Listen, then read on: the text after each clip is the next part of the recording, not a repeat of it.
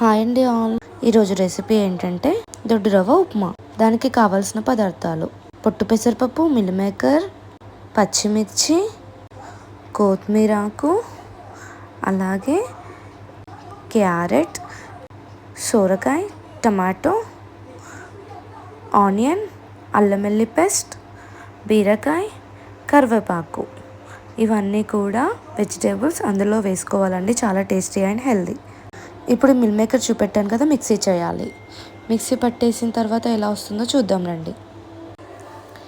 ఈ పౌడర్ ఎలా వచ్చిందో చూద్దాం. ఇది కూడా హెల్దీ ఫుడ్ అండి.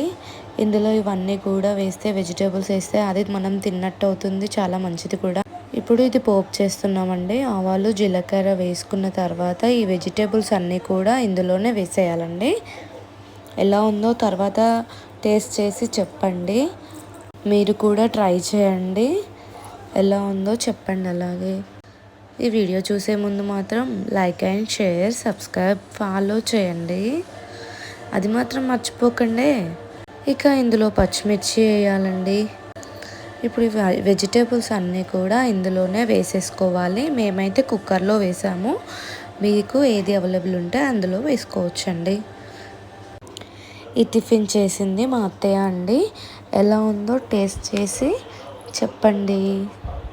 ఇది మళ్ళీ చాలా లైట్ ఫుడ్ అండి. అలాగే ఒక్క పొద్దులకి ఈ దొడ్డు రవ్వ తింటారు కదండి, అదే ఇది దొడ్డు రవ్వ అండి. స్వీట్స్ లాగా, ఉప్మా లాగా చేస్తారు కదా. ఇందులో ఇంకా అది పొట్టు పెసరపప్పు కూడా వేసాం కదండి. అలాగే మిల్ మేకర్ పౌడర్ కూడా ఇందులో వేసాం కదా. ఎలా ఉందో చూడండి.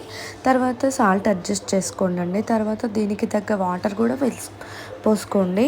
మేమైతే 4 గ్లాసెస్ వాటర్ పోసాము. అలా పొంగొచ్చాక రవ్వని పోసేయండి. మంచిగా మిక్స్ చేయండి. మంచిగా మిక్స్ చేశాక ఇక కుక్కర్ విజిల్ 4 విజిల్స్ వచ్చే వరకు పెట్టేసేయండి. 3 or 4 విజిల్స్ వచ్చేలాగా పెట్టేసేయండి. ఆ తర్వాత విజిల్ వచ్చాక, విజిల్ పోయిన తర్వాతనే ఓపెన్ చేయండి. ఇక ఎలా వచ్చిందో చూద్దాం. గుమగుమలాడిపోతుందండి. స్మెల్ మాత్రం చాలా టేస్టీగా, ఇక ఇప్పుడే తినేసేయాలి అనే టేస్ట్గా అనిపిస్తుందండి. చాలా బాగుంది. ఇక మేము ప్లేట్ రెడీ. ఎలా ఉంది చూడండి.